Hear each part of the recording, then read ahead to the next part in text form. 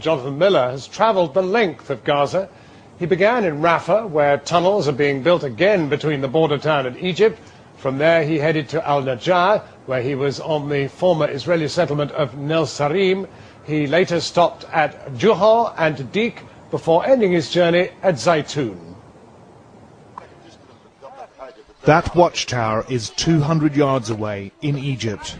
This side of the border was Israel's target number one. Its F-16s hit Rafah hard. This boy is standing in a massive crater. Israel's prime military objective: destroy the tunnels through which Hamas imports its Qassam rockets. There are reckoned to be 2,000 tunnels, and bombs did wreck a lot of them. But the very day the Israelis announced their full withdrawal from the Gaza Strip, Rafah's tunnellers got back to work. Well, the tunnel repair teams are in action and the structural engineers have moved in. They're trying to get things up and running again here in Rafah. Just in behind the green sheeting over there, there's a tunnel which has been completely obliterated by the bombing, and there's buildings all over this area which have been very, very heavily hit by the bombs. But despite this, there are still tunnels here completely unscathed, including this one, which is up and running. It's not just guns and rockets that come through here. These tunnels are a lifeline for Gaza's 1.5 million people. Through them come sheep and goats and fruit and veg, generators, fridges, motorbikes and diesel. Last year, they even stocked Rafah Zoo by pulling through an anaesthetized crocodile, 3 lion cubs and monkeys. God willing, we will not give Israel a chance to destroy the tunnels or to destroy us. We are forced to use them to bring food because of the siege of Gaza. You have no idea how dangerous it is. Every day we face death, but each one of us is working to feed our families. Still close to the frontier, but 100 yards back down the street, people's homes did not escape Israel's overwhelming firepower. I found a group of children sitting on the front steps of the family home. When we came back, everything was gone. We were all crying. We didn't have time to move anything out of the house. Everything is gone, even my school bag. We left Rafah and headed northeast along the rubble and debris-strewn roads towards an area called Gaza. Here, the Gaza Strip is at its widest, but that's just 8 miles wide. This was one of Israel's main land invasion routes.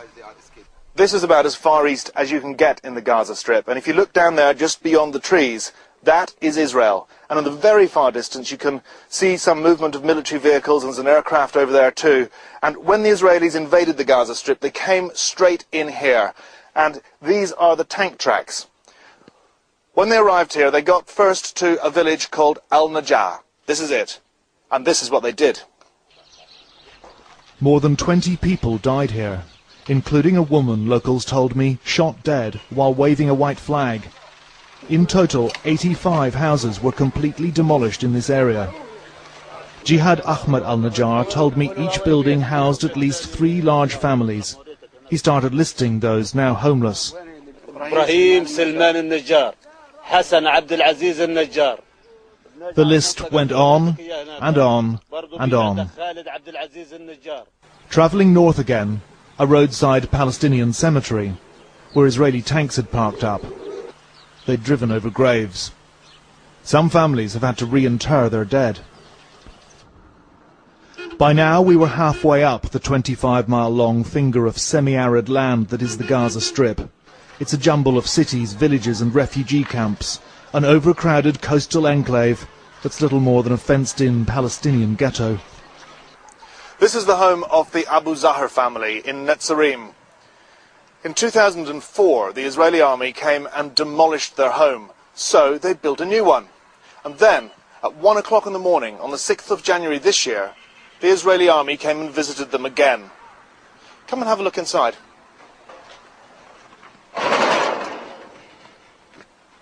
There was virtually nothing left to salvage. 10 people lived in here, including a disabled boy, one of whose wheelchairs was wrecked. He too had been forced to flee in the middle of the night. When we leave my house and go at night in the cold, 1 o'clock in the morning. Yes. I took my baby, Muhammad and Khalid and Sarah and my husband, and the tanks was here, and we leave the house and walk. There Where no did you car. go? When we go out the house, we don't know where we go.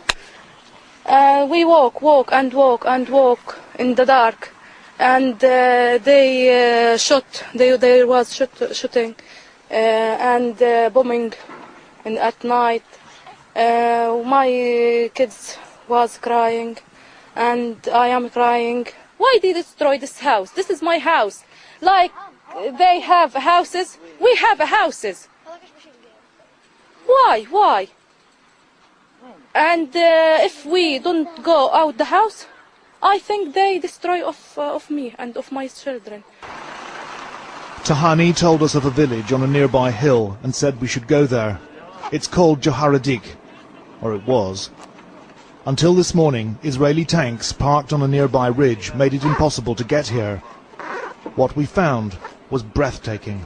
A village wiped off the map. One man later said to me, the people who did this never want peace. 4 people died here, all women, shot. Having bulldozed the place, the Israelis destroyed the village water tower. The only houses left standing were those the occupying troops had camped in, or positioned snipers in. Our camera cannot hope to convey the enormity of the destruction here in Joharadik. I've covered earthquakes, hurricanes and the tsunami, and what has happened here is as bad or worse than anything I've seen in any of those, and this was done by Israeli bulldozers. If you can take it, there's worse to come. Zaytun, a few miles north, also flattened by Israeli bulldozers, but in this house they'd herded 100 members of the Samuni clan, and then they shelled it, killing 49 of them. The mass funeral wake is in its final day. In the house they'd occupied, Israeli soldiers left some writing on the wall. Gaza, here we are, one read. You can run, but you can't hide. Make war, not peace. Arabs need to die. Israel's main military objective in what they called the war in Gaza was ending rocket smuggling and re-establishing deterrence. What we witness today represents just a fraction of what's been meted out to the Palestinians of Gaza. This was a hopelessly lopsided war of violent subjugation. The intention was to make Israel more secure, but in Gaza, where half the population's under 15, this war has stoked even greater hatred in yet another generation. Jonathan Miller, Channel 4 News, Gaza.